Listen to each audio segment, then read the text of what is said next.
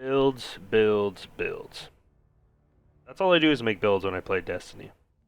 And when I do, the damage looks kind of like this. And boom, we start damage, right? Yeah, you want to do damage like that?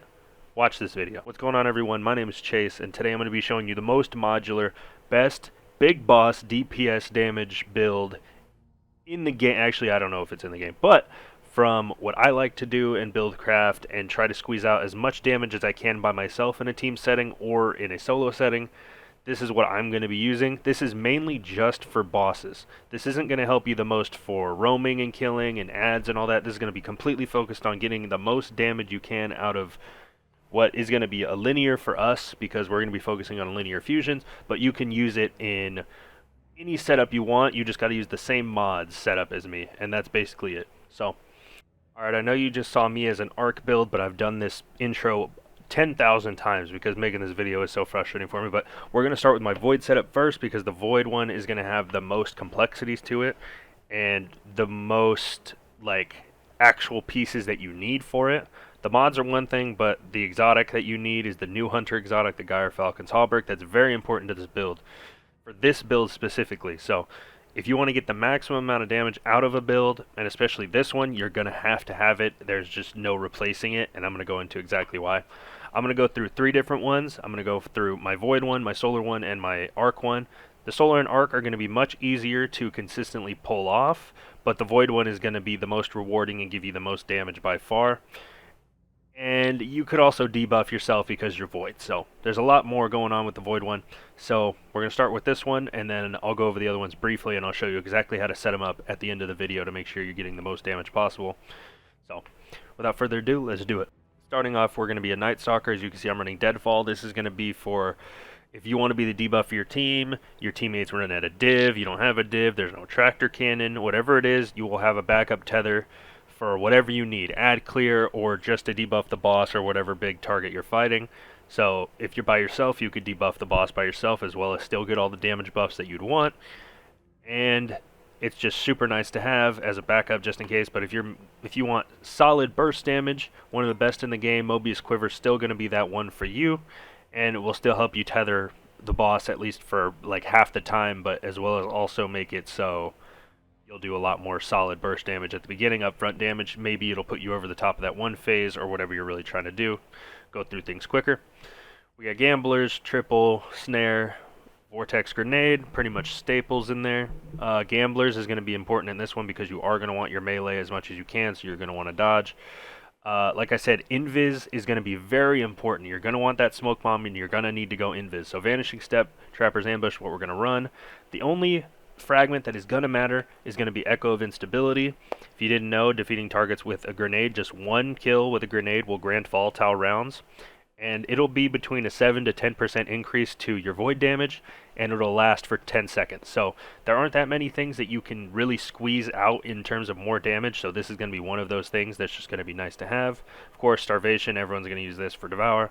And I have Expulsion on for the Intellect, but if you wanted to run Obscurity to make sure you get a little more consistency in your Invis if you're out of your dodge or your Smoke Bomb or whatever, then this will be another way to go Invis, and it'll be just a nice to have, so you can go ahead and put this on if you want. Moving over to weapons, I got Arbalist, Funnel Web, and the Taipan. The Taipan is going to be the main focus, like I said, with linears. Arbalist is going to do a cool melee by itself with reserves, so this is just a good backup option. And Taipan is one of the best weapons in the game to use for bosses, just generally speaking. Every boss in the game, as long as you have a div, or like War Priest has a big old head, you'll be able to just nail the boss, and you'll be able to do some of the highest DPS and also total damage outputs. If you want to see the roll, this is it. Fluted, Accelerated Coils, Accelerated Masterwork, Boss Spec, and then I have Triple Tap and Firing Line both enhanced. This is going to be the roll you're going to want to make. You're going to have the fastest shooting time, and you're going to be able to just keep pumping damage out the best you can. The other weapons are going to be up to you, but of course the Taipan is going to be our staple. And now this is where the build gets into the most modular it could possibly be. So other than the exotic, the mods are all going to stay the same between all 3 builds, almost entirely. So going over it, we're running 1 Elemental Time Dilation, we're running 3 Font of Mights, and 1 Reaping Wellmaker. So the only thing that's going to change between all the builds is the way we create the well. For Void, for me, Reaping Wellmaker is going to be the best way, but if you don't have it and you have other mods, you can use one of those.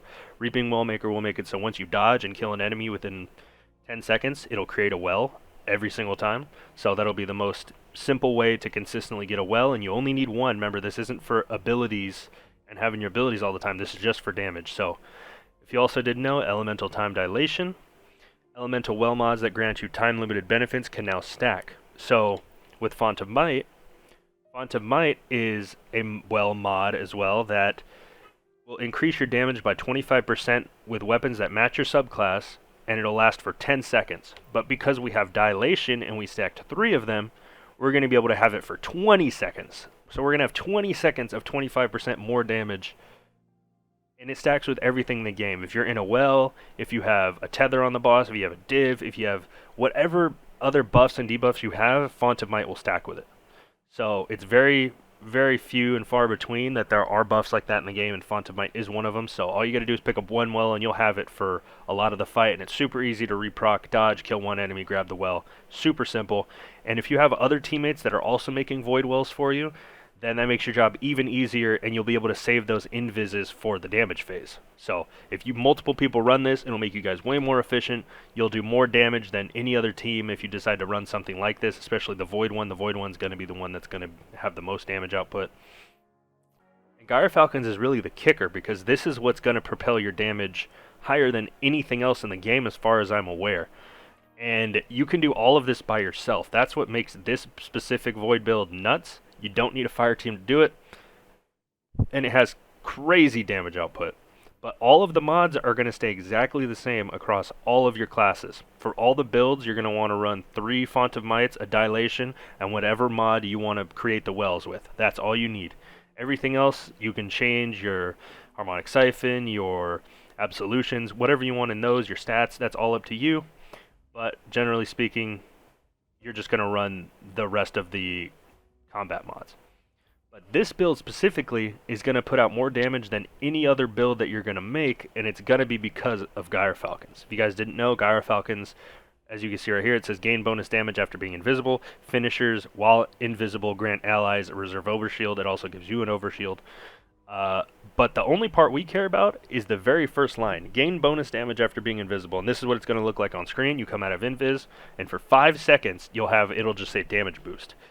But what it doesn't tell you is how much. And Gyre Falcons gives you a 35% buff. A 35% buff for 5 seconds. It's only 5 seconds. I wish it was 10. Bungie, please. Please give us 10 seconds. I can understand why they didn't, because 35% is a lot.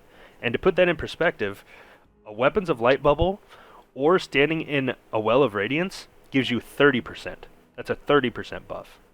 So it's a whole 5% just for coming out of invisibility. It's a whole 5% more, and they don't stack.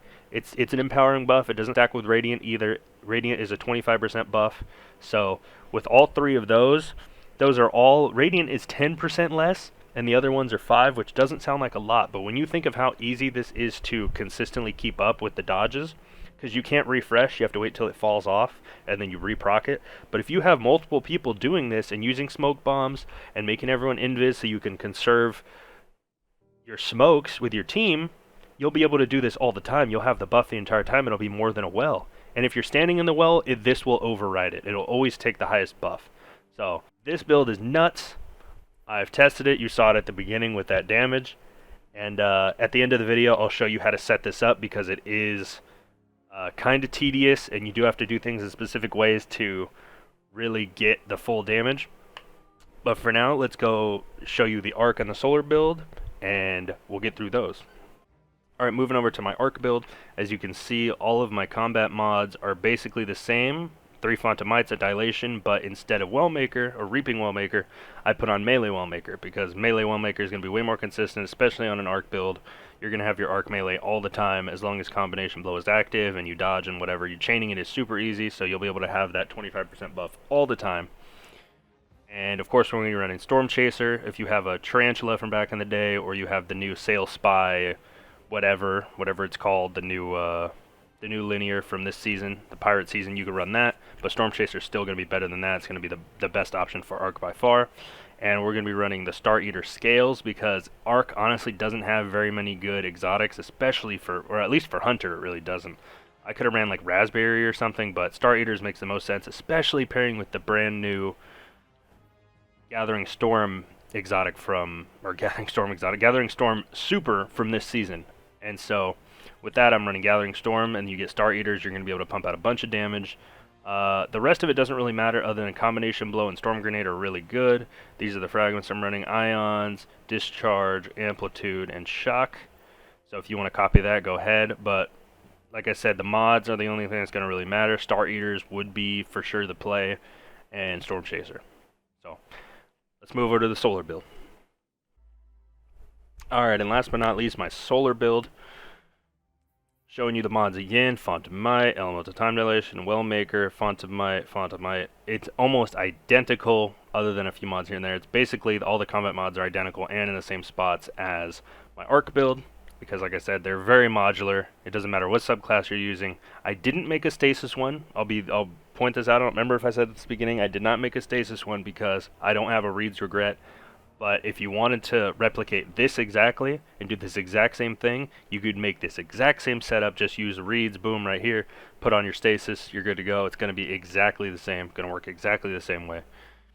So, of course, Arbalist again, I got my mini tool, and I don't have a Cataclysmic. If you had Cataclysmic, that's what you would use here. You cannot get this weapon anymore. So, if you don't have a Cataclysmic, there's no way to do any Solar Linear stuff. But Corsair's Wrath is an old linear from Season of the Hunt, and it really wasn't very good.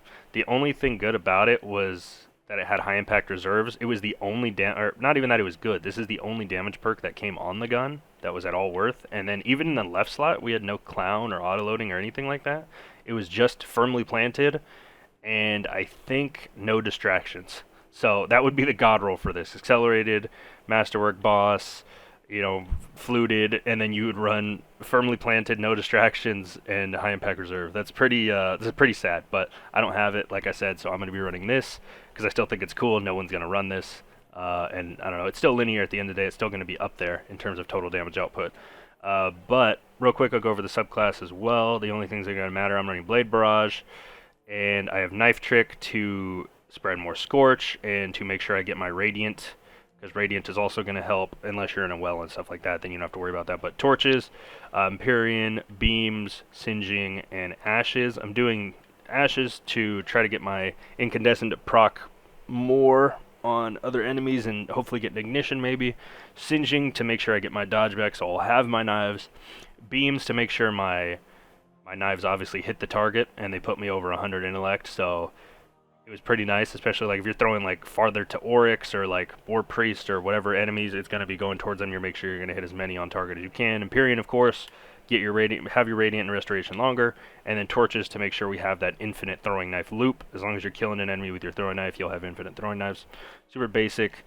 And of course Star Eaters, because what else are you going to run? Shards. Shards are not as good as they used to be, and Star Eaters and Blade Barrage is the highest burst damage super in the entire game still, I'm pretty sure. So, pretty nuts.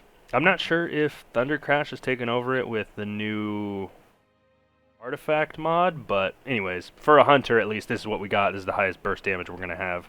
If it's not 1, it's 2 in the entire game. So, that's all the builds. I'm going to show you now how I set up the last one. I'm going to show you how to set up the Void one, and then I'll go over the other ones as I'm talking about it. And, yeah.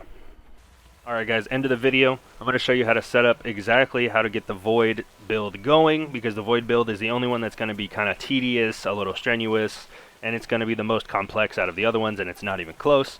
I'm not going to show you how to set up the Stasis, the Arc, or the Solar setups, because all you have to do, assuming you set it up like me, and you use Melee Wellmaker for all 3 of them, the easiest one, all you have to do is melee the target, grab the well, get with your team, start damage, that's it. There's no extra bells and whistles, that's all you gotta do, but the Void one has a lot more moving parts, and you're gonna need at least 2 other enemies with the boss to get the full buff, and you're gonna wanna tether and do everything in a certain order so you maximize your time. So to start, you're gonna dodge, you're gonna come up here, we're gonna kill this dude, he's gonna drop my well. I'm gonna wait for the damage buff to drop off. We're going to come over here, we're going to tether, boom, we're going to nade, we're going to grab the well, we're going to go invis, and boom, we start damage.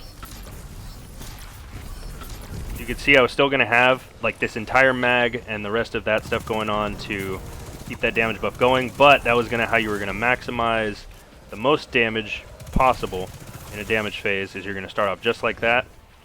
So going over it again, you're going to dodge, you're going to shoot one enemy, kill them, they're going to drop the well, you can leave it there, you're going to have a full 10 seconds to be able to pick it up before it dissipates. Then you're going to go over, tether whatever the boss is, whatever enemy, get your team set up. You're going to grab the well, you're going to throw the grenade at whatever other enemies are near the boss, or if there's a bunch of enemies near the boss, just throw it at the boss, get the boss to have more damage from your nade. It'll suck in, the vortex will suck in an enemy. All it needs to do is kill one, you smoke yourself, or your team will come in and smoke you, and you start damage.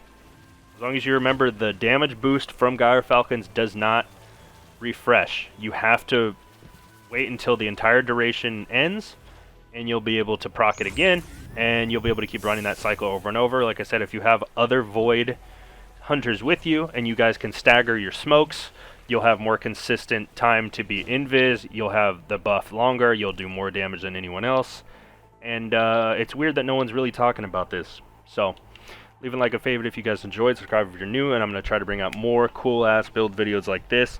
But I wouldn't be surprised if this is the build of the season, and this is something I don't take off for a very long time, or at least not just reiterate on if new seasonal mods come out. But I've been Chase, guys, and I'll see you guys in the next one.